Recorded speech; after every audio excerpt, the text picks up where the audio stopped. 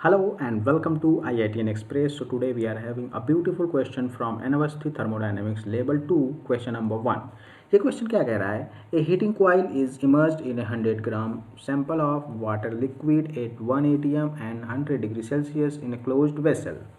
In this heating process, 60% of the liquid is converted into gaseous form at constant pressure of 1 atm. Densities of liquid and gaseous water under these conditions are 1000 kg per meter cube and 0.6 kg per meter cube respectively. Then magnitude of the work done for the process is. पहले आप यहाँ से ध्यान समझिए कि जो process है that process is isobaric process. Process क्या है? आइसोबारिक. आइसोबारिक प्रोसेस मतलब कांस्टेंट प्रेशर, और कांस्टेंट प्रेशर कितना है? 1 atm. ठीक है. आइसोबारिक प्रोसेस में हम वर्क कैसे निकालेंगे? That is W is equals to minus of P external delta V. Further इसको हम कैसे लिख सकते हैं? Minus P external V2 minus V1. अब यहाँ पे ध्यान समझिए कि हमारे पास P एक्सटर्नल दिया हुआ है already, that is 1 atm. V2 और V1 हमको चाहिए. V2 और V1 निकालने के लिए हमको क्या दिया हुआ है? डेंसिटी दिया हुआ है. किसका डेंसिटी दिया हुआ है? वाटर का डेंसिटी दिया हुआ है, लिक्विड के फॉर्म में और गैसियस के फॉर्म में. ठीक है. तो P एक्सटर्नल हमको दिया हुआ है. P एक्सटर्नल कितना दिया हुआ है? P external is equals to 1 atm. Further it can be written like almost equals to 10⁵ pascal. ठीक है. डेंसिटी D1 दिया हुआ है हमको किसका? लिक्विड का. कितना है? 1000 kg पर मीटर क्यूब. और डेंसिटी हमको दिया है गैस का. कितना? 0.6 kg पर मीटर क्यूब. अब इस प्रोसेस को हम समझते हैं ना. क्या है? पहले हमारे पास वाटर लिक्विड है. अब वाटर लिक्विड को हम क्या कर रहे हैं? हीट कर रहे हैं. कितने पे? 100 डिग्री सेल्सियस पे और 1 atm कांस्टेंट प्रेशर पे. तो ये क्या बन गया?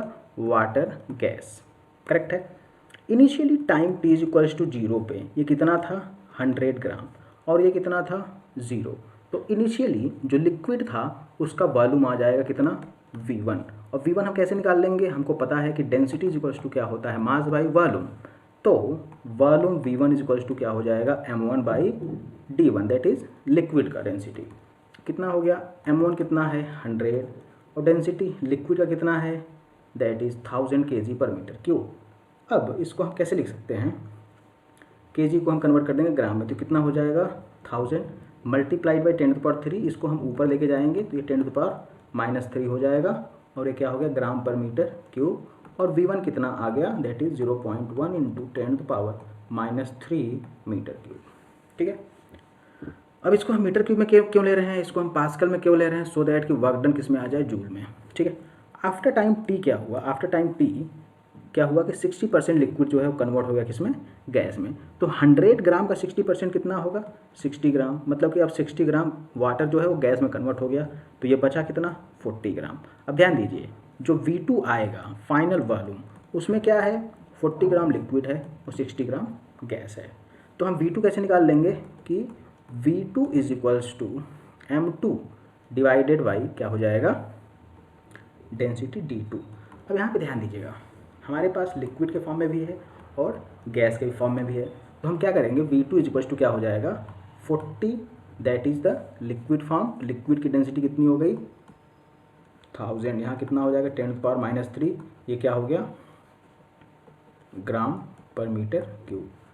प्लस गैस का करेंगे कितना है?